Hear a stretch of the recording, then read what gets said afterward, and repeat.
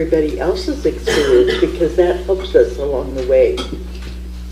And so this time coming together in a group like this that are really open souls is such a magnificent experience. And we truly love to be here, and we love that all of you are here to experience with us. I forgot what I was going to say. Ralph, can you talk about the ETs that you met and talked to face when you were building your flying saucer? You're talking about consciousness. Can you talk about what their consciousness was in your understanding of what was going on? Because you saw these guys face to face. I know you're an ET, and you know, I'd be interested in what you saw. We're all ETs. Yeah. We're all ETs. Especially you. Okay, I'll kind of slide through that and then get back to what I want to share. But when I worked with Otis Carr, now Otis Carr was a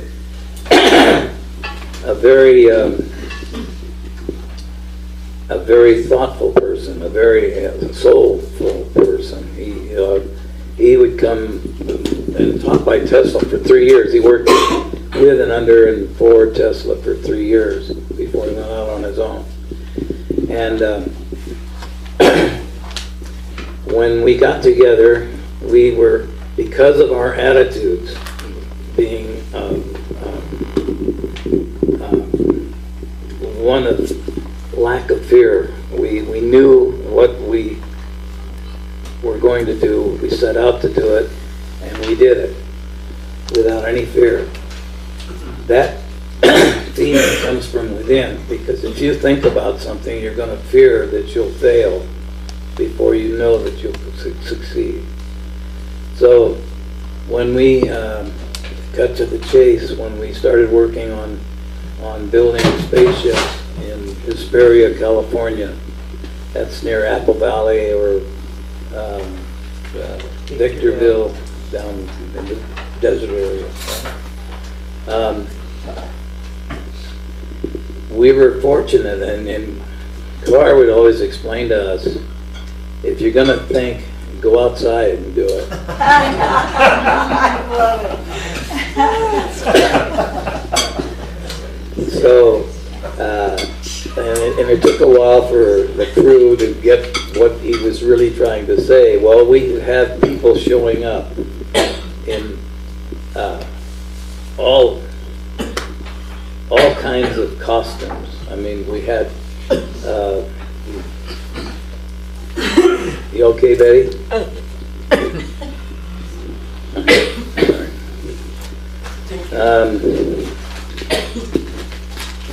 We had people showing up guiding us, because what we were working on is really beyond the conventional physics that I before said, meaning that whoops, that's a tricky one there. I did that too.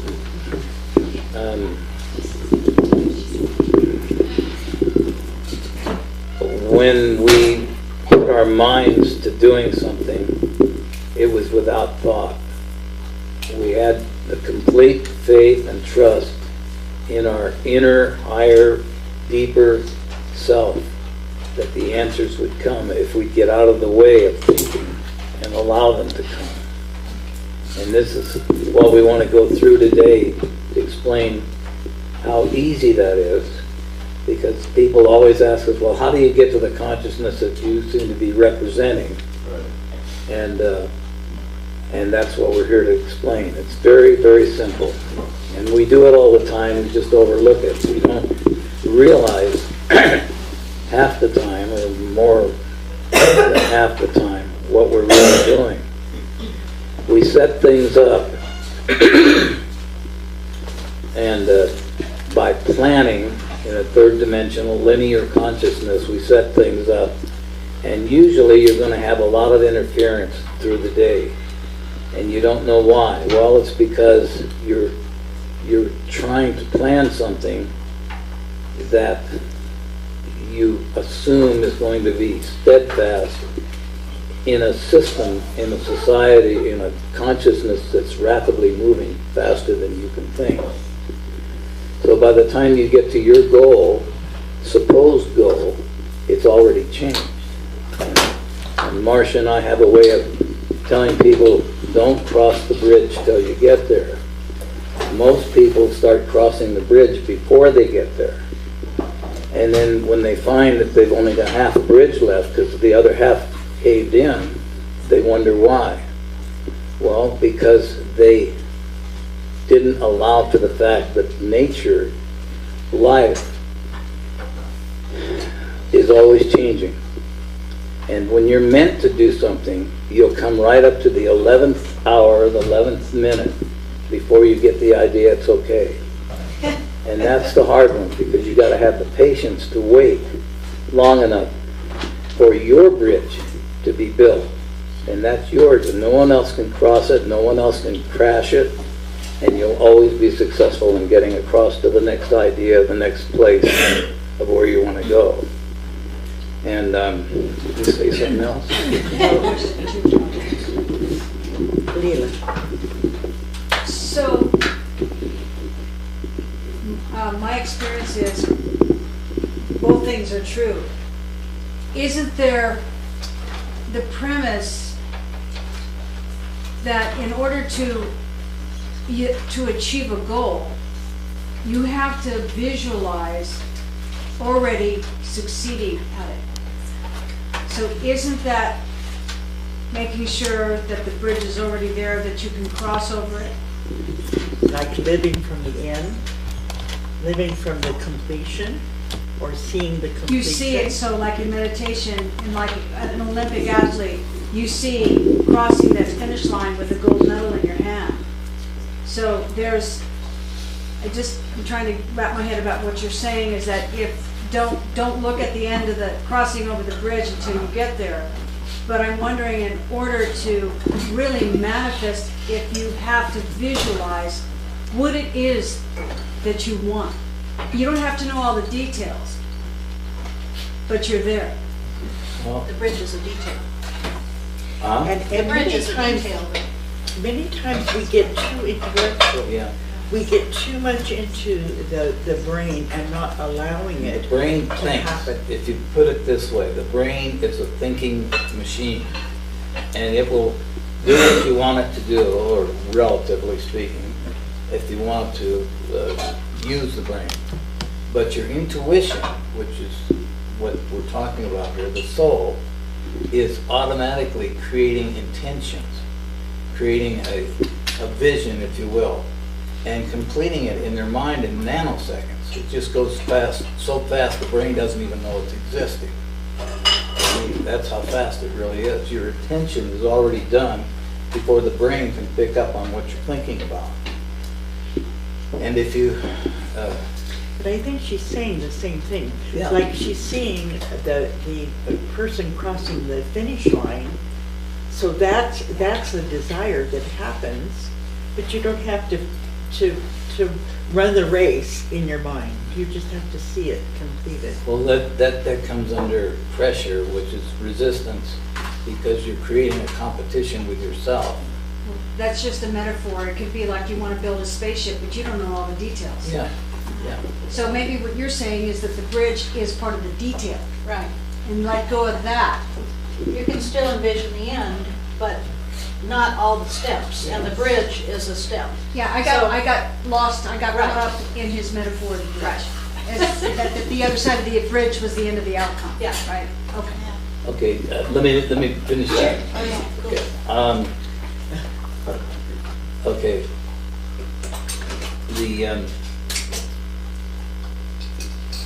The idea is complete within nanoseconds. You don't have to think anymore about the idea, because if you have an intention, it's already done, because you're working from your book of life backwards and you don't realize it. We're working from the end, that it's already done. Everything is already done. And you're coming from the back. Oh, there it is now. And you'll see it and know it when it's your turn to cross that bridge, because it's your bridge. But if you try to get ahead of that, by thinking, I want to get over there, I want to get over there, and you're going to try to use somebody else's bridge, it's not going to work. So, and then you get frustrated, and wonder why it doesn't work. So, go ahead. Yeah, thanks, Ralph. One thing, I just completed a book recently, and I've had some difficult points in it. And when I get stuck, I have been deferring to what I call a source. And I just put out the request, hey, I need some assistance on this. And it will never, ever fail you. The universe, the source, God, Buddha, whatever, will never, never, ever fail you. And You got it. in Marsha and I's life, as long as we've been conscious of life, we've experienced never one hint of a failure when you count on your source. We sometimes maybe think that we're not being answered or not being guided because it's not the way that we envision or think it should be. Exactly. But when you look back at it, it happened the best way for you.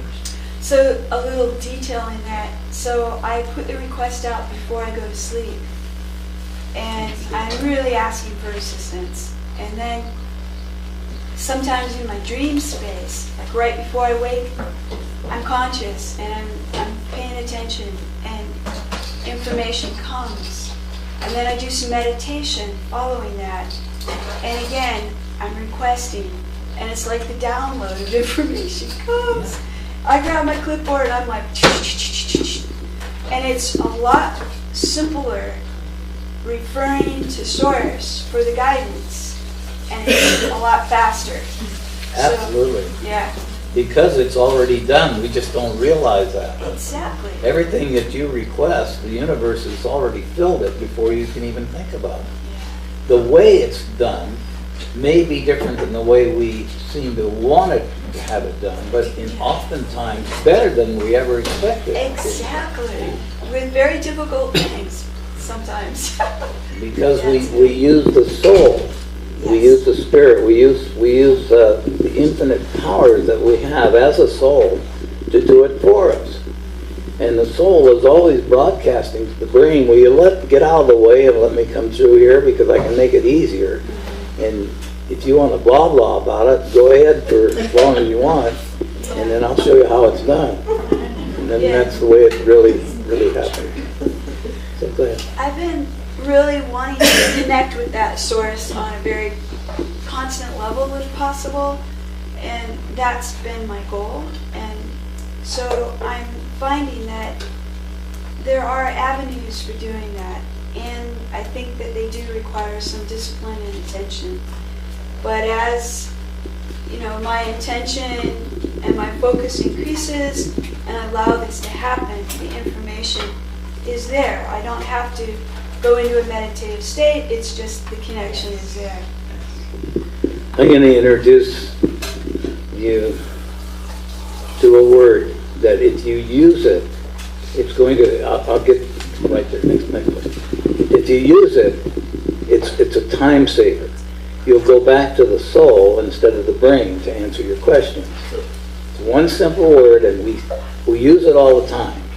But when you put that word where it fits, then you have the link or the bridge between here and there. And that word is so it seems. So it seems. And the word is seems. Seeming. Seeming is something that seems to be real. See, we seem to be here in the third dimension in Volcano, California, having a wonderful time. And it's all true. In frames of reference, it seems to be. Because the minute we say it is, because we're so powerful, we have committed to that comment. We have committed ourselves to saying, that's it, and there's nothing else. But when you say, so it seems, you leave the door wide open I like on that. both ends. And you can always use it. I got one over here. So are you saying that if we follow intuition, then we're automatically following the highest path? Yes. You don't have to think. You just have to feel your intuition. And if you have trouble, go to a quiet spot. Go fishing, or go somewhere you can get into meditation. Because in meditation, in just 30 seconds, you can notice the difference between the outside world and the inner world. Once you close your eyes, the universe is trying to get to you and saying, hey, I can handle this for you if you let me. And you've got to hear that voice. And know that's you talking to you, or God talking to God, or soul talking to soul, because we're all one huge soul. We're all little particles in a huge collective consciousness. We're all one. So, and then when we share that with someone else, if we address the soul in that person first, instead of the face or the gown or the suit or the credentials, if we address the soul, excuse me, sir or ma'am or whatever, may I, or could you, would you, or whatever. In other words, using the old metaphors that I learned as a kid, be polite, kid, or you're going to get smacked. You know, ask questions and say yes and thank you and everything. Those go, they come from the soul, because the feeling is there. Here, say something. I'm going to get it. Well, when I was in ministerial training, we crossed about the same kind of thing, which was if we connect with that spirit or that inner self, that God self of another person, we will only attract that good, that God, that positive, that joy. And I didn't want to teach this to people unless I questioned everything. And so the next thing I know, I'm working at I worked for a doctor's office for like 12 years. I'm in the office by myself after dark, and a fellow comes in. I look up, and he's got two fangs here, and my stomach jumps into my heart, and I think, I need to see the soul in this person. I'm, looking at his eyes. He had the most beautiful blue eyes. So I said, can I help you? He had a knife in his hand and an apple, and he was kind of like cutting into it. The fear was there, but I said, can I help you? Looking into his beautiful blue eyes, and he said, I have apples to sell. Would you like some apples? And I said, no, thank you. And I kept looking in his blue eyes, thinking, this is what we're studying. This is the God part of that person, because that's all I could see of him. He walked out the door. We had a counter. I ran around the counter and went out the door to see where he was, and there was nothing there. It was my lesson. I had to prove everything I used to say to people in the class when I was teaching. I had to prove it to myself one way or the other. But I really feel like that we are totally one with that other person. And Ralph did this, you could tell stories about being almost killed. Oh. In Willits, we had a wonderful experience in Willits. Okay. But anyway, I really feel like that's all we need to do is look and feel that God self in the other person, because we're all one. And that, the joy and the love will be there, nothing else. No fear, no doubt. Well, kicking it up a notch, we're back to the soul. If you use metaphors instead of statements, facts, ideas, or conventional ways of thinking, you'll find that is so it seems all the time, because anybody can take it any way they want. And a case in point, that because I explained that, I forgot my case in point. But if you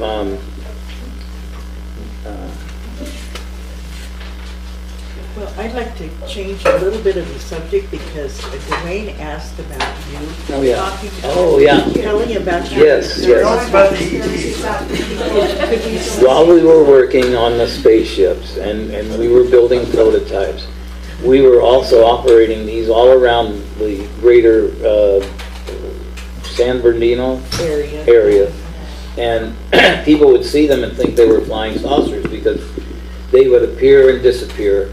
And this isn't that the object was appearing and disappearing. It was the optic nerves of the vessel that we inhabit can only see so many so many octaves of light and so many frequencies at a time. So even though we can be completely visible in our little prototypes, people couldn't see them.